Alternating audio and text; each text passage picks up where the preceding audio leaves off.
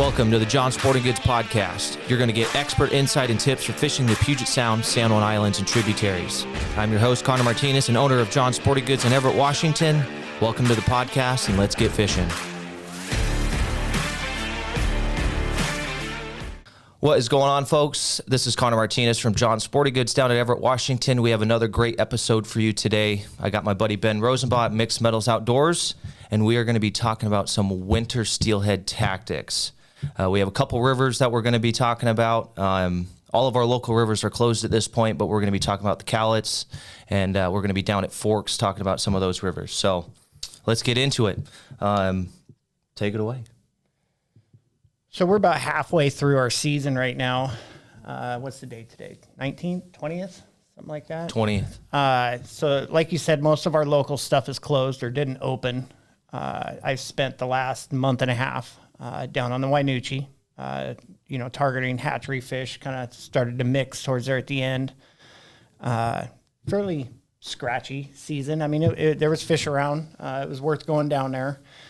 So this time of year, we transition over, and you're either headed to the Cowlitz or you're headed to the coast. Mm-hmm. Cowlitz, the nice part is we're still fishing for hatchery fish. Different than going to the coast because we're in the sled, not in the drift boat. You target them a little bit differently. You're bobber dogging, you're side drifting. If you're in the boats, definitely a lot of shore access down there. Blue Creek, I mean, every day there's 50, 60 guys lined up above the launch, below the launch, and downriver from there. I mean, it kind of turns into a plunking game, which definitely, Cowlitz is a big river. Yeah. It's a great way to target those fish down there. I don't do a lot of it just because I'm not going to get paid $300 a head to take people down and go plunking, as much as it would be nice to sit around a fire all day. But and then it's that, or you're heading out to the coast where it's still a drift boat game. A little more pristine. Catch and release fishery. Yeah, all CNR. For the most part, they're all wild fish, but we're still pretty much targeting the same way. Mm-hmm. We're float fishing, pulling plugs, bobber dogging, whatever it may be. If you're on the beach, it actually gives you the ability to do some other things like throwing spoons or side planers or even fly fishing. A lot of guys fly fish for them over there. So, which rivers are you targeting there? Soul Duck, Kalawa, Ho, Bogoshiel, all of them. Okay. Yep. And pretty much all of them are open till the end of March, with a few exceptions at certain places, right? So I'm pretty sure the Ho right now is closed from Morgan's up.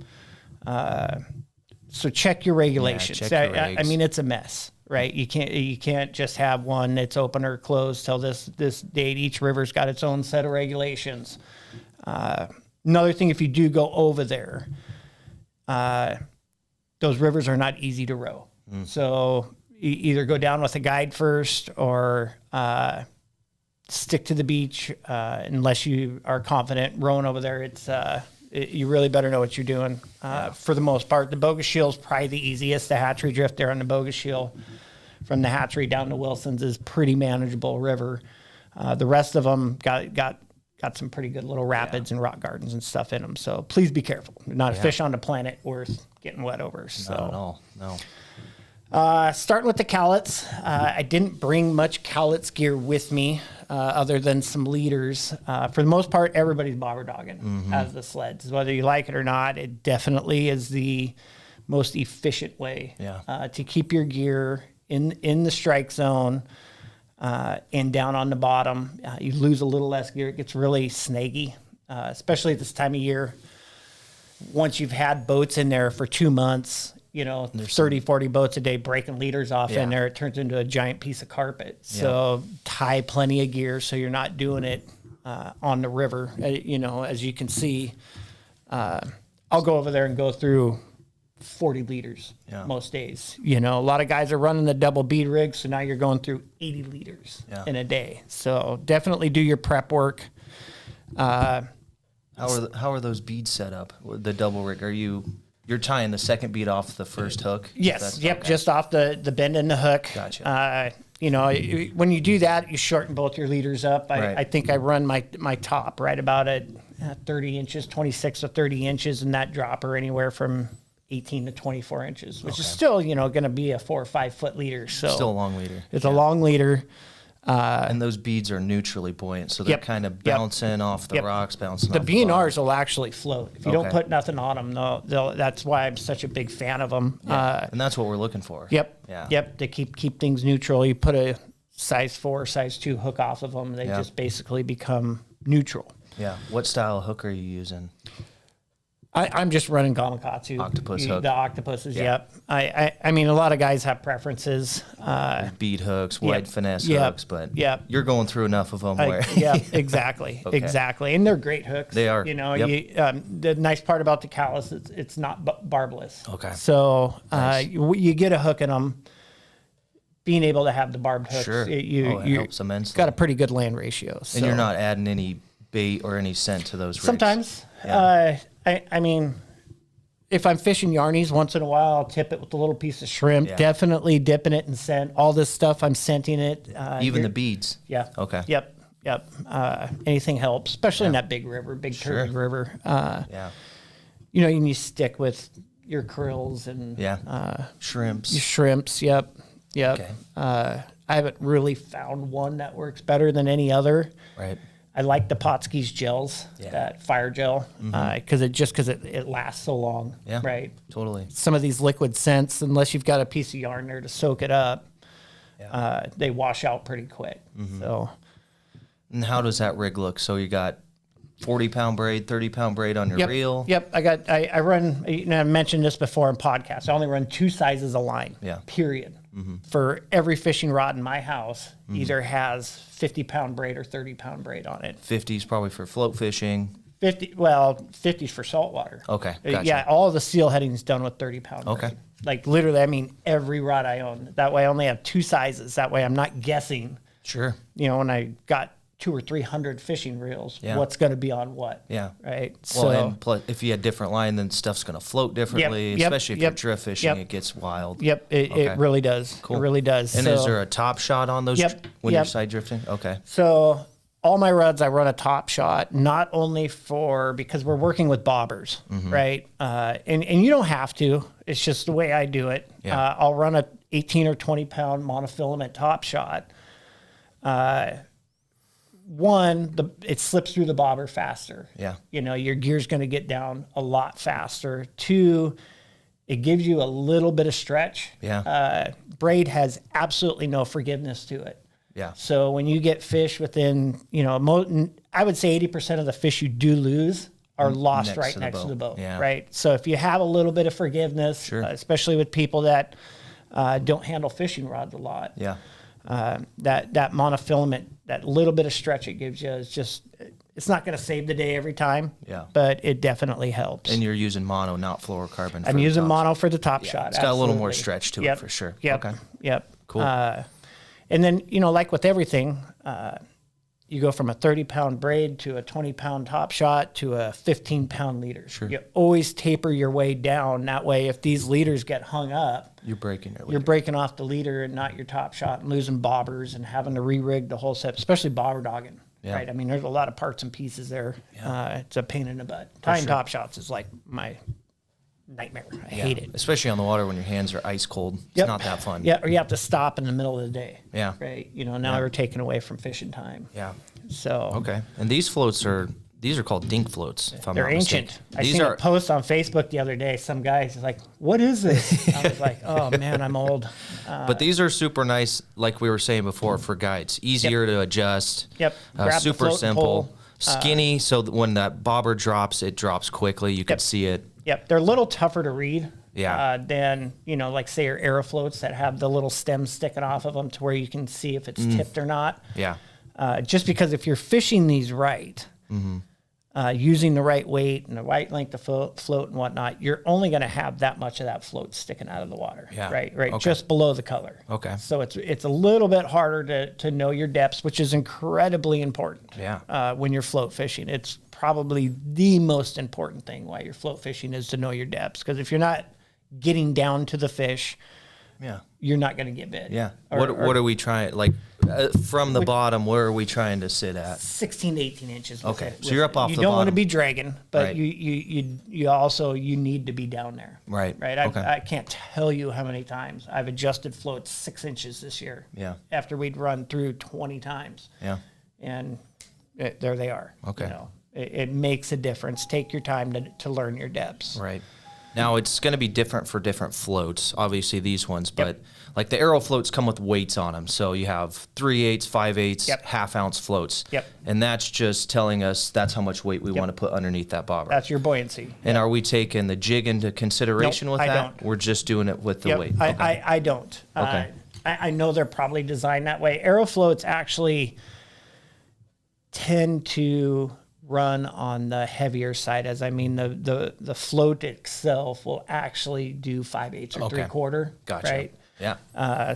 So I always match my weights to my inline weight to the actual weight of the bobber. Sure. So And why would that be important for someone to do that? it just fishes better. It seems to stabilize the float a little bit to keep it from wandering around or getting pushed around in the current. You get that float halfway out of the water, and now it's tipping and leaning like this all the time. When you start doing that, the currents are going to start pushing it in or out. It Good just solidifies everything a little bit, you know? Okay. And you were saying we're using 15-pound leader. Yep. And you got underneath your float, looks like a couple, 3 feet a leader. What I do for the leader length float fishing is I like I said, I know my depths. Right. So if I walk my head through everything I'm going to fish for the day, and the shallowest water I'm going to fish is 2 feet. So that's where I'll set that leader length at. Because you can always bump it up. You can't get shallow. I don't need to. I can just move the float up, right? So I don't. You can't get shallower, but you can get deeper. Okay. And I just go from there. Yeah. I mean, you see guys coloring their weights black, and maybe it helps, maybe it don't. I don't know. Some guys even color the last half of their braid or their monofilament. Absolutely. Absolutely. I mean, every little thing helps, I guess. Yeah, it's steelhead, right? Yeah. There's a reason they're the most widely sought out fish on the West Coast and the least caught. Yeah. Right? Absolutely. So if you do get in front of one, you only get one crack at it. You want all your ducks in a row. And then I see a pearl head with the pink body. Yep, pretty. What colors are we kind of aiming for your these reds, guys? your pinks, your oranges. And that's that's determined by watercolors. Yeah. So say we're fishing high dirty water. What would be the color of choice? You cannot go wrong with cerise in my mind for steelhead. Yeah. Your cerise and bright pinks. We call them bright jigs. Yeah. Right. So you have your bright, flashy, pop out colors, and then you get into these low clear conditions. You're going to go into your blacks, your whites, your pearls, peaches, stuff like that. I'm not saying that this jig won't catch fish in clear water, because it will. Yeah. You just up in your percentages. Sure. And you got 4 or 6 dudes in your boat, so you can kind of switch things up. I got lots of chances. Now, if you're catching steelhead on a specific color, is everybody getting that color, or are we just... It's got to get bit a few times before... I have to determine that they're definitely keyed in on that. Yeah. And then I also see a worm. So you got a jig head with a worm on it. That's a super famous one for the coast. Yep. Are you using that on the cowlets ever, or is that just... Yep. Okay. We're catching fish on worms a little bit on the cowlets. I mean, it's not the go-to, but there's days that sometimes, having that little switch up in the middle of the day is going to put a fish in your boat for you. Okay. Again, match your colors according to water conditions. Okay. Bright colors, dirty water, start to tone it down a little bit in the clear water. Downsize, we've had fairly consistent flows all winter. It's actually been really nice. Last year we had a lot of low water, really low water. And this year we've had some good rains. We haven't had the snow, but we've had some good rains. We've had good water conditions. Nice. Good. It's been a lot of fun. Just go fishing. Yeah. So now we got kind of the tackle part of it down. What kind of water are guys looking for when they're fishing this sort of stuff? When I teach people this stuff, it's hard to teach over a camera. There's 2 parts to steelheading. There's learning how to fish for them, and then learning where to fish for them and when to fish for them. Totally. And in order to become a really good steelheader, you have to master both aspects. So when people ask me, hey, I want to learn to start steelhead, and what do? I said, well, pick a tactic, whether it's throwing spoons, throwing spinners, plug fishing, float fishing, drift fishing, whatever. Pick one and spend the whole season doing it. Yeah. Right. And learn to master float fishing. Because you may catch a fish here and there in between, but until you really are fishing those floats efficiently, mending line, understanding your depths, learning to grid fishing holes or drifts or slots, whatever you want to call them, and cover the whole basis top to bottom, right? That's when you'll start learning to efficiently catch fish, and then learning to read the water and what kind of water steelhead like to lay in, right? They're not like salmon. Right. I mean, once in a while you'll catch one out of salmon hole. I'm not saying everything is absolute. For the most part, you're looking for 2 to 8 feet deep of walking speed water, right? Current breaks, behind rocks, seams, edges, little depressions in the bottom. I can't tell you how many fish we caught on the Wainuchi this year. It's just in huge open areas, but there's one little depression in the bottom of the river that these fish can tuck into and get out of the current. Sure. Right? There's nothing around. Right. Nothing. It just happened one day to find this spot, and then you learn to consistently catch fish out of there.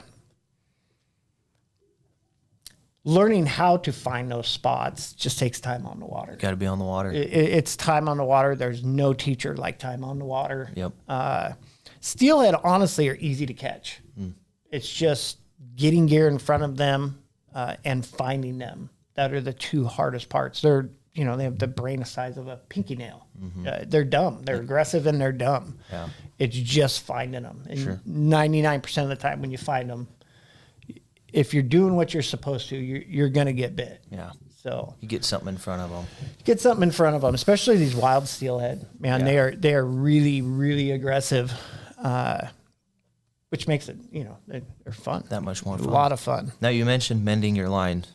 How would you explain that to a person who's keeping the line upriver of the bobber? Okay. So Keeps your bobber upright. Yep. And it all starts with your cast. Yeah. And it's hard to explain to people sometimes. And I have guys that took them 3 or 4 trips to really fully understand how to get this bobber in and keeping that your line upriver of the bobber. I mean, you'll see these guys that make these big, tall casts and the bobber comes down and everything goes kerplunk and all this line falls on the water, right? So you instantly have a big boat. Huge belly in your So line. now you're, from the start, trying to pick that line up and get it up above the bobber again.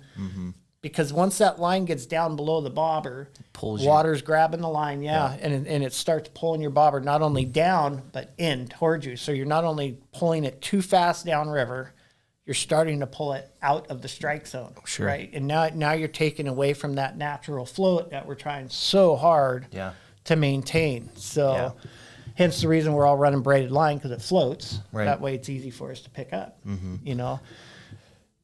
When you make a cast, I always tell people focus on line drives, not pop flies. Yeah. You get that line drive, and when you think the gear's just about to where you want it, stop your line, and it's almost like fly fishing where you want it to lay out real nice. Flips that jig up behind the bobber. Yep. Now you have a straight line to your bobber. Get your tip up, hold as much of the line off the water as you can without pulling on the bobber, and just maintain it. Yeah. Right? Yep. The hard part is a lot of times you'll be casting over fast water into slow water, right? So you're trying to keep that gear, that line up in the air, but it's going to catch, right? So that's why once it gets down to a certain point, you just pick the line up.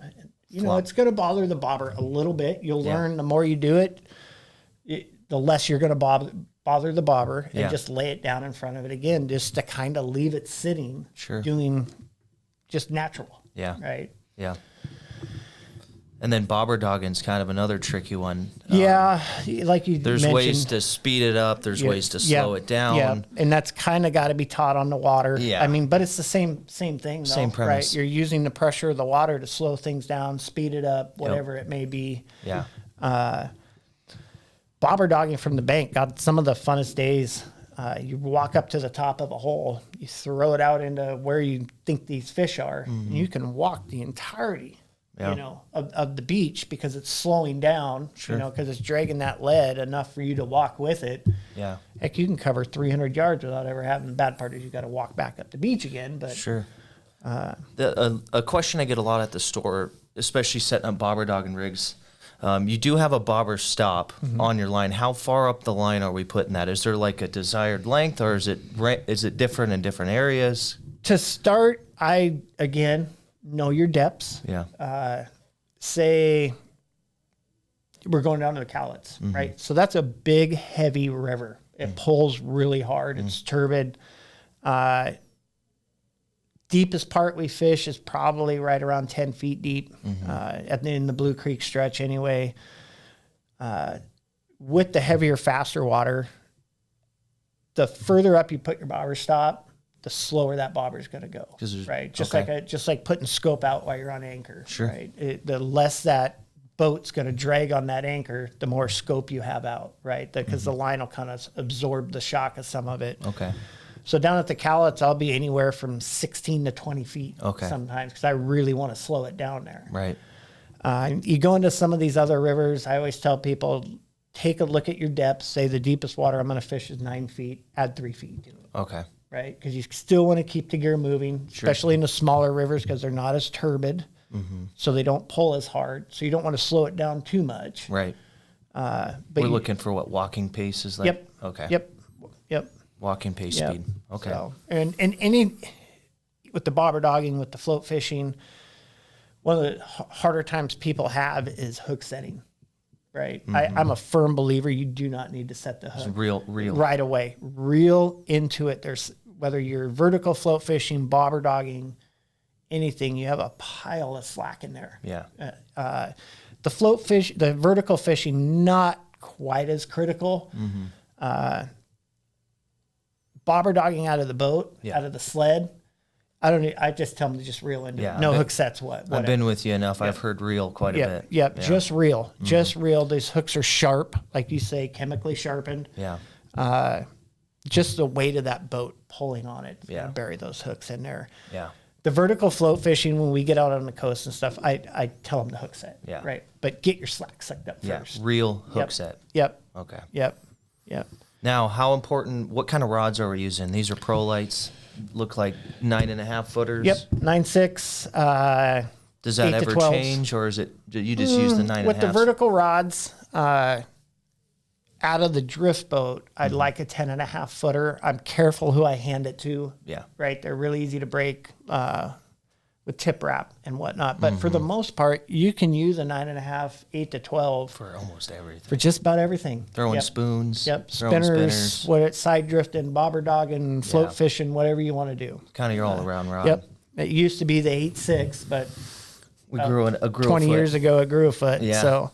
Okay. Cool. And then I see a plug rod. Typically a specific rod for plug fishing. You're not taking your 9.5 footer. No, I'm not. No, I'm not. And those are actually. This looks like a trout rod. Yeah. So that's a Lama glass. They call them flame tips. They were built in the 80s. They're almost impossible to find. In my opinion, probably the finest plug rod ever built. Really? For pulling plugs and hooking fish. They're not ideal for fighting fish on because they're really, really limp. I mean, I use them for sockeye fishing too. Sure. But it's pretty much a all glass blend. Nice. But the way they just allow these plugs to work and wiggle, I just haven't found another rod that matches it. And the way they load up really seems to do a great job of pulling those hooks into the corner of these fish's mouths. I'll get these guys. I was actually just watching a video out here before I came in. One of my clients took of us plugging and watching the plug takedowns. And I tell them, don't pick the rod up till I tell you, right? You can only be too early. Yeah. Because what's going to happen is that fish is going to come up, say, this is our plug, and they're going to grab that plug. And they might not have the hooks yet. Right. So as they turn down river and start to pull on that, this plug is going to slip, right? Because the plug's wider than the hook, whatever it may be, and it's going to pull into the corner of their mouth, right? So I tell them, I said, do not grab that rod till I tell you. It's really hard. It's the hardest thing in the world. It's so hard for some people, man. It's funny. And most of the time, it's probably 8 or 10 seconds. You know, I'll just sit and watch it. And of course, I'm pulling on the oars like a madman, right? To get everything pulled tight. But I see something interesting on that plug. You do. The belly of that plug looks like it has the shank of a hook, but it's cut off. It does. That's, so I would assume for weight. For balance. Yeah, Yep. for so weight. all these plugs are balanced, and this is It's a maglet. this is nitpicking. But a really good friend of mine, you know him, is taught me to be very detailed, right? And in some instances it matters. So all these plugs, every plug manufacturer balances their plugs just like the way they're sold with 2 hooks hanging off of them, right? So you take that belly hook off. You just change and everything. Now you're changing the balance of the plug. So I'll take the actual trebles that come with it and straighten them out and just trim them off and leave that shank. So I'm not losing all that weight. Clever. Yep. Yeah. Yep. And then it looks like we got a single hook on the back. Yep. We got a barrel swivel. Yep. What size hook is that? That's a 2-aught, 2-aught. Big River. I run the big guns too. Yeah, the mustads. I've been kind of going back and forth. They both seem to do a really good job, especially with this barbless stuff that we're having to fish. Sure. This is Dr. Death. Yeah, that's a famous one. This plug right here is... Looks like it's been bit a couple times. Yeah, yeah. It's the Britney Spears of plug fishing, right? Everybody knows Dr. Death. It catches fish in all colors, shapes, sizes of water. This one's been... This plug's got a lot of fish. Is that the 2.5? Or this is a 3.0. Well, that probably all depends on the water. It does. Bigger plug, bigger water, correct? Nope. Opposite. So I choose plug size according to flow. Okay. So the slower the water you're fishing, the bigger the plug you're going to want. Because it's going to have a bigger lip to it. It'll dive. And it'll grab more water, and you're still going to get your action out of that plug. Okay. Faster water, I go down to smaller plugs because they don't grab as much water, right? Yeah. So it's not going to cause them to roll out or pop out. Sure. We catch most of our plug fish when the plug's barely moving. Interesting. Right? So if those plugs, I'm not saying they don't bite them when they're digging, right? Are just digging really, really, really hard. I would rather have my plugs just kind of going. Yeah. I've seen that in your boat. Oh yeah. And half the time, probably better than half the time, they'll grab that on the right when it almost stops is when they'll grab it. Yeah.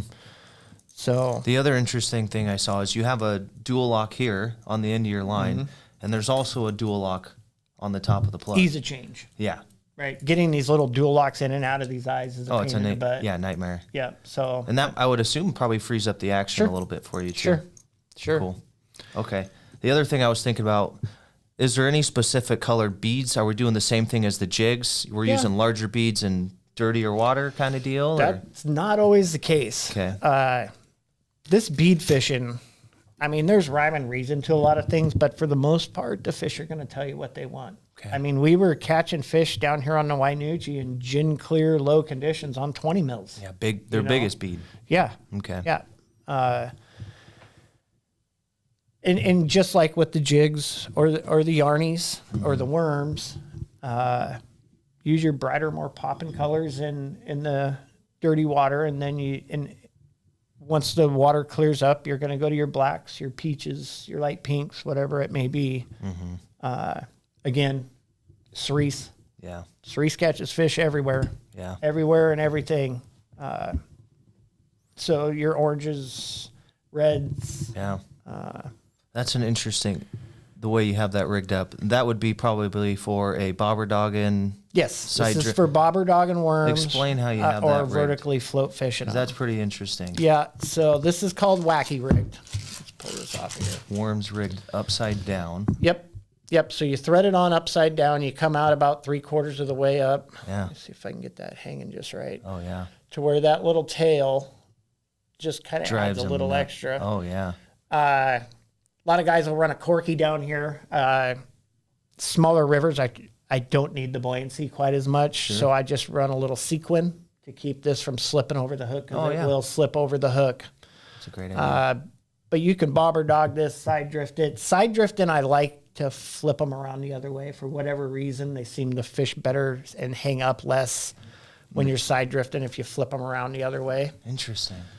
But I'll also do this with the vertical floats. Oh, yeah. You know, just like we bead fish with the, and that's something we should probably address. Yeah. With the vertical floats, usually you'll run a longer leader and guys will throw a few split shots in them. With the beads. Yep. With the beads. To get your half of your leader down quick. To get it, because the beads won't sink, right? Once they hit the water, they're going to turn neutral, and where they're at is where they're at. Right. I've kind of got a lot of us have gone to where we're running an interior bumper, as I call it, of about 33 inches down to another little tiny barrel swivel, and putting either a little tiny 1/8 ounce worm sinker. I've been using hollow core lead. You just slide it down the line to get the rest of everything else down. It's like super, super light bobber dogging. Yeah. And then you can run worms, beads, whatever you want behind it. Yeah. And is our goal to get that weight tapping the bottom? Yep. Okay. Yep. You always want that one and then your dragging. beads trailing behind you it. You always want that one dragging. Okay. Because an 1/8 ounce lead isn't going to drag. No. It's just going to tick once in a while. Yeah. Right? Especially in really slow water. So that's a cool way to do it. Yeah. Yep. Yep. Now, I do see some spoons. We should probably cover how you like to throw those. So that's hard to do. Yeah. I tell people you're always going to start spoon fishing, and spinner fishing is an acquired feel. Oh, yeah. Right? Just like drift fishing is. Yep. To get you pointed in the right direction, you're going to work top to bottom in the holes. That means you start at the head of the hole and you work your way down to the tail out, right? It's just like with plug fishing, because a lot of the times they won't hit it right away. You're just going to keep pushing them down until they can't retreat anymore. Yeah. I mean, any fishing you do, yeah, in my opinion, you start at the top and work your way down. Yeah. It's just how you just approach it. It gives you a good mental picture. You've got your section of river gridded out to where you're covering every section of the grid. Just start at this top and 1, 2, 3, right? 1, 2, 3. I say break it into lanes. Yeah. But you're going to cast, depending on water speed, 15 degrees upriver, 20 degrees upriver, straight out, a little bit downriver. It just all depends on your water speed, and you've got to get a feel for that. And then your retrieval, of course, you're going to let it sink to the bottom. Yeah. I always tell people, keep your tip up, and you don't want to reel any faster than you have to, but you don't want to let it drag. Gotcha. So you only reel fast enough to just keep this thing off the water, and you should be able to feel this. You'll feel it thumping. It working as it's coming across, right? And a tick every now and again on the bottom. It's perfect. Yeah, that's it's what we're perfect. Yeah. Right. So you're always flirting with disaster. Yeah. That's the way I tell people. I mean, especially like some of these BC steels are expensive. Yeah. You know, these little Cleos, I love these little Cleos. They're great. I love these little Cleos. They're really easy to find. They fish really well. And you're using 2/5. Again, depend on water. Depends on the water. They make it 2/5 and the 2/3. Those are probably the most common two sizes. Yep. Yeah. Yep. And then you added a barrel swivel to the above the hook. Yep. And then are we doing a snap swivel at the top, or are we probably not tying the leader to the? I run a barrel swivel and a leader. Okay. Right. So split ring barrel swivel tied to the barrel swivel. Yep. Okay. And then I'll put a tiny little dual lock on here. Gotcha.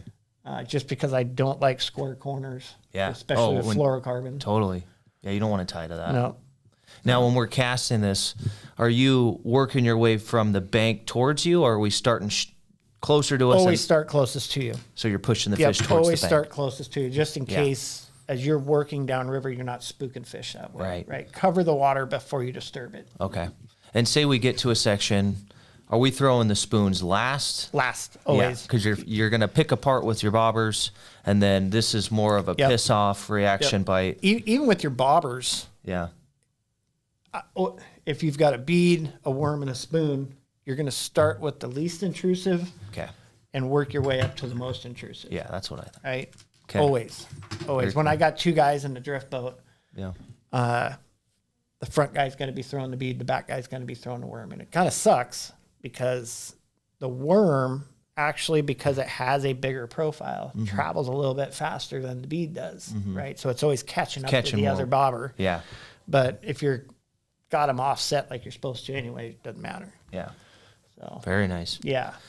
Okay. Well, I think that we covered as much as we could for these guys. You got anything else that you want to mention, or? Learn to understand your water. Yeah. That's the most important part of steelheading. Yeah. Finding pockets, understanding and learning how to fish it all, you know, to where your bait is traveling neutral at the same speed as the water, undisturbed in the fish lanes. Yeah. Right. Yeah. The best fishermen I know how to read the water. The guys who catch consistently the most steelhead are the dudes that can read the water. They know where they're at. Yep. They know where they're at. And it can be frustrating. Don't give up. Yep. You know, go out with the mindset, if you're just starting to get into this, or you're trying to get better at it, or you're catching fish anyway, just go out and try to make yourself a better fisherman, and make that your goal, not catching fish. Sure. And if you do that, one, you're going to enjoy your day more, right? Because you're not going to come out and feel like you failed. Yep. Two, you'll just incidentally start catching fish, right? And more time on the water. More time on the water. That's the most exactly. And don't get discouraged because they don't always bite on the first cast. Yeah. Right. I mean, sometimes a fish can be laying in a hole. It could be 35 casts down the road before they finally decide to start to bite. Right. Sun came out, water warmed up, water dropped, whatever it may be. Bug farted. Who knows? Right. What makes these things do what they do.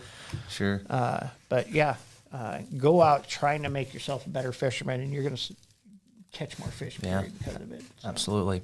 Well, if you guys want to learn how to do it from the best, Ben Rosenbaugh, he has available seats. If you guys want to go down the Cowlitz or over to the coast in the drift boat, we'll put his phone number and his website in our description so you can see it through there. We appreciate you guys watching, and we'll see you next time. Thanks for having me. For more hot tips, live and on-the-water videos, follow us on Facebook, Instagram, and YouTube. And don't forget to stop by the shop on Broadway in Everett to get all your local fishing gear.